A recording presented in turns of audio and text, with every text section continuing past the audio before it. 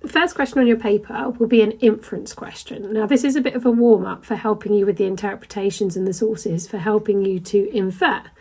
But if you're being strategic and you know you run out of time, it's better to lose 4 marks, isn't it, than to lose like 20 marks. So you might kind of have gone further on in the paper, started some of the later questions and then moved your way back if you're very confident at doing inferences. But for those of us that aren't, it's a really good warm-up to get into these questions, to start thinking about what is the source telling me, what messages are there for me. So it's worth 4 marks, and what you need to do is you need to spend a maximum of 5 minutes on this.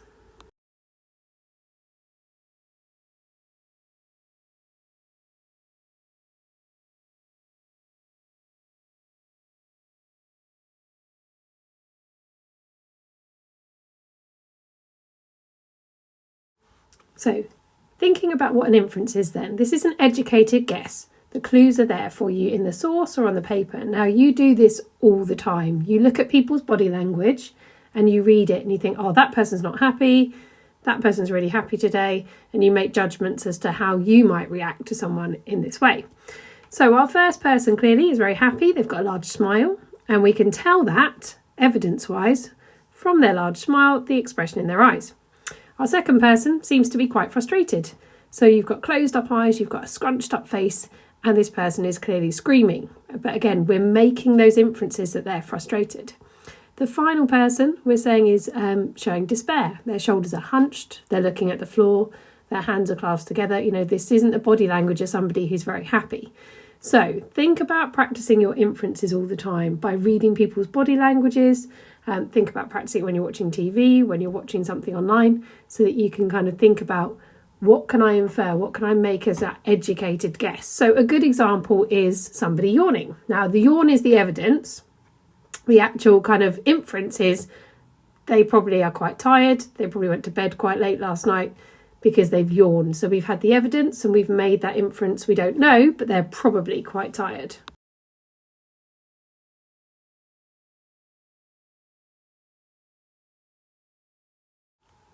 Our 4-mark question will always be worded in the same way. Give 2 things you can infer from source A about. Now, source A will be the first source in the paper. It won't be on the separate booklet for you.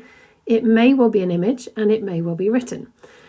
So you have to give what you can infer for a mark and then the detail in the source that tells you that. So where people tend to go wrong is they tend to just rewrite what's in the source but in a different way. So remember, what is it telling you? Is it telling you that something's a popular uprising? But you've got to look at the issue in the question. That's another kind of key area where people go wrong. So this one here we've got says, give 2 things you can infer from source A about the impact of Bolshevik policies on women.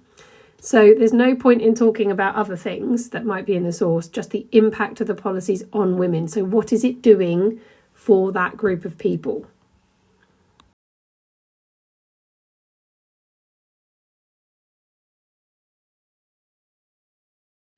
So there are plenty of past papers online for you to practice, but I've also put a few in here that you can use. And obviously I would suggest going through your textbook and taking any source, not interpretations, and thinking about what can this tell you about whatever it's looking at. So annotate with your inferences and then underline your evidence. So you're only looking for 2, but think about when you're doing it, what does it suggest to you? So this one says, from Russian Bolshevism and the Working Women, an essay written by Bukharin, published in 1920. Now, you don't need to think about bias or anything else like that in this question. It's just simple. So this one says, what a transformation since the revolution. The talents and energy of women have grown like plants in the sunshine after it has rained. So I am going to infer from that there's been a complete change. So this has been the impact on women, that they've been freed up from this. So I've written complete change as my inference. I've underlined the bit that I might well use as my example. Before the revolution, these women lived and worked in villages. They didn't care what took place beyond their little world. So again, that's not the impact of the policy on women. That's what was happening before for them.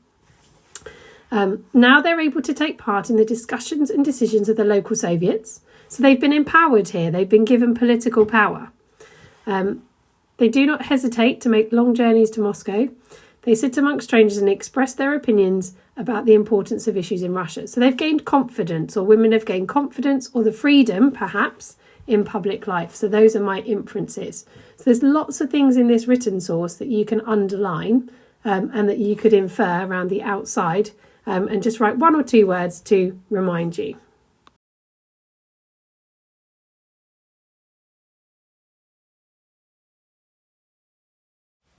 So you can see the written up version then.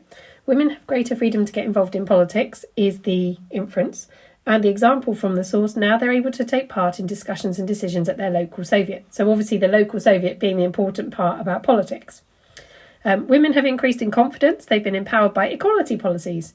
And then they do not hesitate to travel, make a long journey to Moscow, ...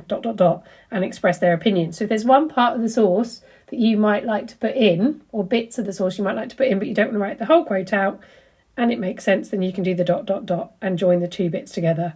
Now, one of the things I would suggest, bearing in mind my writing on the screen, that the examiners always say is legibility. So make sure your writing is legible. Perhaps if you're struggling to read mine, that gives you a good clue as to what the examiners have to face.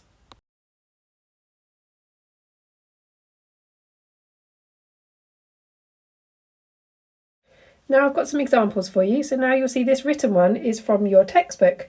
So our Pearson textbook has all these sources. So it's important to get the source, not the interpretation, and then think about the issues that it's talking about. So this one is give 2 things you can infer from source A about the reasons for the February/March Revolution. So that's 4 marks. Okay, so what you might want to do is pause it, do some kind of make 2 inferences, maybe annotate the screen yourself, and then have a look at my answers in the next bit.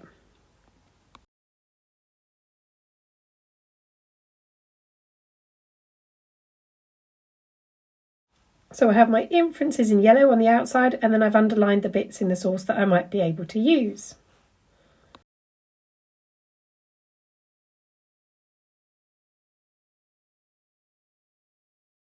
So exam boards tend to favour propaganda pictures. So I've got some good examples of propaganda pictures here for you. This one is give 2 things you can infer from source A about Bolshevik supporters during the seizure of power. Now, this is quite a famous picture of the storming of the Winter Palace. I've deliberately picked it because you could focus on other issues and not the issue in the question. So have a practice about what you could tell about Bolshevik supporters during the seizure of power.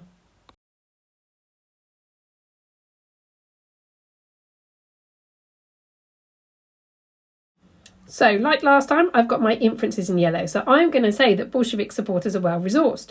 Now, my evidence I'm going to pull out from the picture are the amount of guns that were in the picture.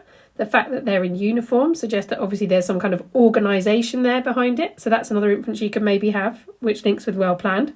Ammunition belts, they've got artillery guns. So all these things suggest that the Bolshevik supporters were well resourced during the seizure of power. Another idea from this image, now it doesn't actually have to be truthful, the image, because it's going to be propaganda, is that it was a popular uprising. So there are many men, there are men in uniform, so they're probably from the armed forces, might be my evidence. There's also some workers there in the workers' clothes. And again, like I said earlier, it's planned. So you can see that all the people have arrived at the same time together, that they've got their armed ammunition, that they've got their guns, that they're in uniform, etc. So there's like 3 inferences that I've gained from this about Bolshevik supporters during the seizure of power.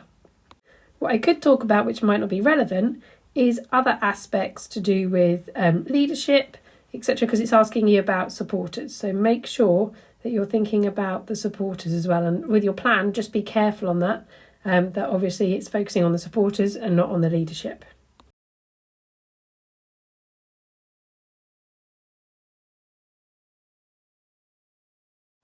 So for Russia, definitely one with limited information in the textbook and trickier is the ethnic minorities treatment.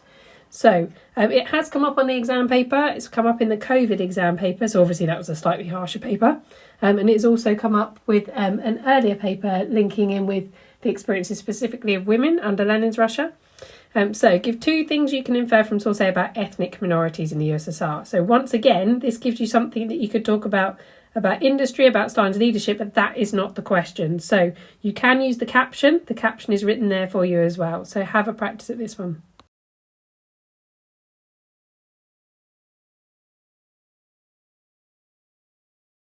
So this is focusing on ethnic minorities. So I might suggest that they are equal in their treatment. They are well treated because I can see smiling faces, and obviously lots of the different ethnic minorities are represented in this image. I might suggest that Stalin is looking out for everybody in his treatment of the ethnic minorities, so the kind of large father leadership figure. I might suggest that actually they're important for industry and economic success because it's talking about the model of brotherhood among workers, long live the USSR. So, but I've got to focus it in on the ethnic minorities, so I don't want to focus too much on Stalin, but I'd focus it on perhaps Stalin valuing the ethnic minorities and their importance in the economy.